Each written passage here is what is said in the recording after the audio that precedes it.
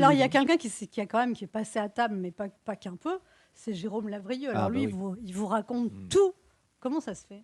Alors, qui est Jérôme Lavrieux? Alors, Jérôme Lavrieux, c'était le directeur adjoint de la campagne de Sarkozy en 2012, donc campagne qui est maintenant sous les feux de la justice, hein, puisque c'est le procès Big Malion, comme il s'appelle, qui a été reporté et qui aura bientôt lieu.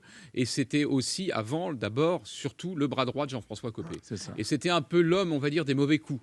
Et c'est devenu, pour nous en tous les cas, un repenti. C'est-à-dire que c'est quelqu'un qui a avoué, il y a eu des aveux très, très célèbres sur BFM TV en mai 2014, qui a avoué qu'il avait participé au trucage des comptes de campagne de Sarkozy, et surtout qui a décidé maintenant de passer à table. On avait fait un peu pareil avec un autre grand témoin de la droite il y a une dizaine d'années qui s'appelle Didier Schuller. Didier Schuller, dans les affaires Balkany. Plutôt. Exactement, les affaires Balkany, les affaires qui connaissaient très bien Pasqua et Sarkozy, c'était le clan des Hauts-de-Seine. Et bien là, c'est un peu pareil. C'est quelqu'un qui a connu tous les mauvais coups au sein de la droite, qui a participé et qui dit « je me mets à table », entre guillemets, et j'accepte de révéler un petit peu mes secrets de famille.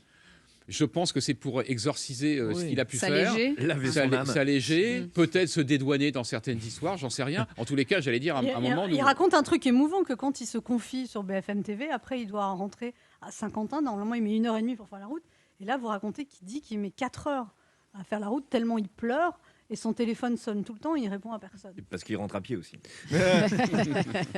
Non, c'est vrai, on n'était pas dans la voiture à ce moment-là, mais après, il raconte ensuite la suite de tout ça, c'est-à-dire qu'il a voulu attenter à ses jours, hein, en se pendant à une corde dans sa grange, et il a été interrompu dans son œuvre funeste par un SMS de Ruth Elkrieff, qui lui dit Jérôme, demain il fera jour. C'était même Ruth Elkrieff qui l'avait interviewé un petit peu après. Donc ça veut dire quoi? Ça veut dire que les journalistes ont un cœur et une âme aussi, ça existe. Ouais. Et deuxièmement, ça veut dire que c'est une affaire qui l'a complètement détruit de l'intérieur parce que ça lui a fermé toutes ses portes.